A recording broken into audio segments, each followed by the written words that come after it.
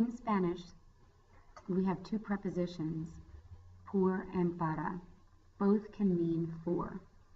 An acronym to help you remember the uses of por is attracted. The A represents around a place.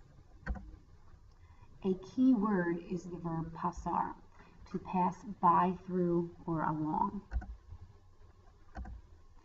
The T represents through, as in by means of. This can refer to by means of transportation or communication. La chica viajó por avión.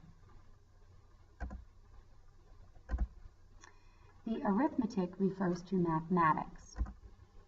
5 por 5 son 25, so we could use por for multiplication. Agent of an action. With agent of an action, this is also called the passive voice. You would see a form of the verb ser, fue, a verb in its participle form ending in ado or ido, then you would use por to introduce the agent. Cost or exchange. A lot of times you'll see the verb pagar used with por to show how much somebody paid for something. It also goes along with rate.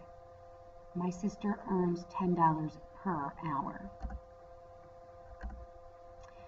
With gracias, you will always follow that with por. Some common expressions that use por that you should be aware of. Duration of time, for how long somebody has been doing something. So the student studied for 2 hours. Also with time of day, por la mañana, por la tarde, and por la noche.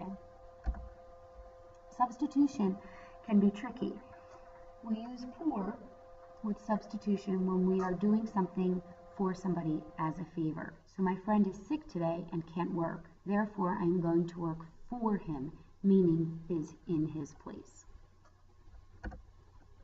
For para, we're going to remember the acronym PERFECT. The P represents purpose or in order to do something, and a lot of times you'll see this with an infinitive. An infinitive, remember, is the verb before it's conjugated. Expressions of opinion. So para mí, para ti. Recipient. When you have something that is intended for somebody else, the flowers are for my mom. Future dates and deadlines. La tarea es para mañana.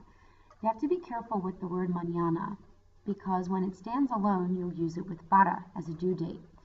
But if it has la in front, you would have to use it with por for time of day. Por la mañana. Employment. La profesora trabaja para la escuela, so we are using para to say who the teacher works for. Not to be confused with substitution. Remember, if my friend is sick and I work for him, that does not mean he is my employer, but instead I am working in his place. The C represents contrast to what is expected. So para un niño lee muy bien. For a child, he reads well. And the T is towards a place or a destination. Salieron para la playa. They left for the beach. So again, por and para can be tricky, but if you remember the acronyms attracted and perfect, they should help you to determine the difference between the two.